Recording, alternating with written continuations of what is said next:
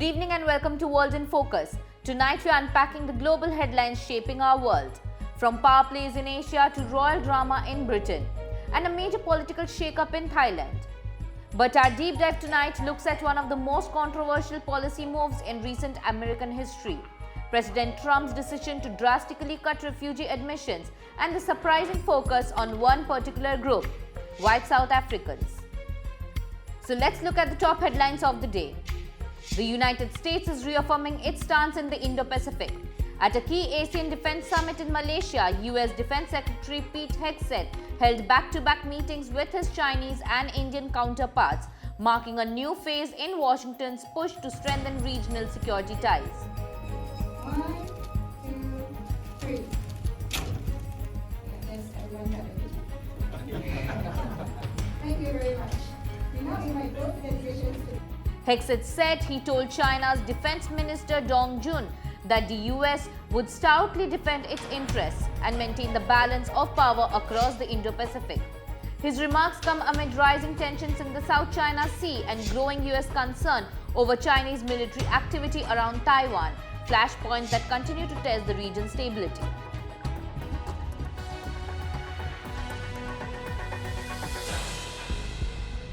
Across the Atlantic, Britain's royal family faces its most dramatic internal rupture in decades.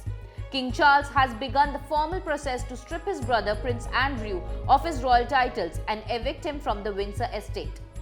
Buckingham Palace called the move a necessary censure, an extraordinary statement that underscores just how deeply the Epstein scandal has shaken the monarchy.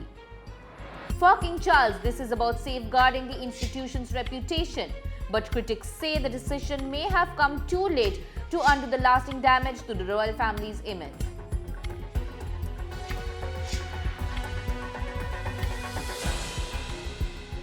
In Thailand, the political landscape is shifting once again. The Pheu Thai Party, one of the country's largest, has elected a new leader following the resignation of Paetongtarn Shinawatra, daughter of former Prime Minister Thaksin Shinawatra. Paetongtarn stepped down last week after being removed as Prime Minister by court order over an ethics breach tied to a border dispute with Cambodia. The leadership change now raises questions about the future direction of Thaksin's political legacy and whether the new leadership can stabilize a party long shaped by the Shinawatra family's influence.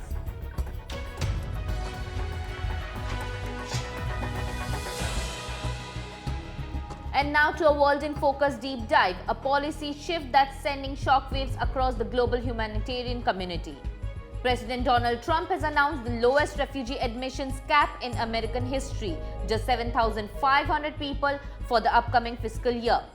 That's a steep drop from the 125,000 ceiling set under President Biden. For the first time ever, the policy singles out one group for priority admission: white South Africans from the Afrikaner minority.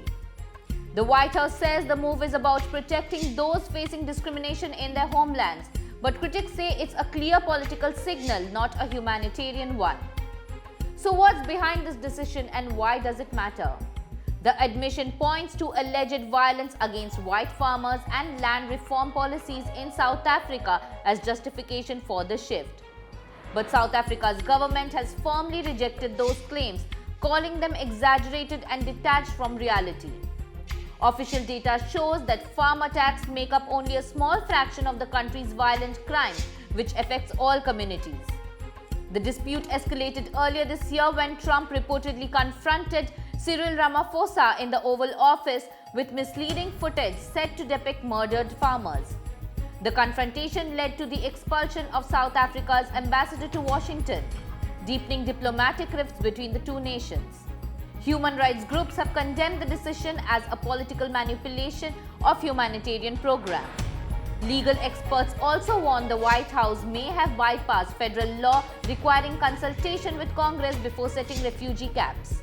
Meanwhile, thousands of vetted refugees, including Afghans, Syrians, and Africans displaced by war, have been effectively frozen out of resettlement.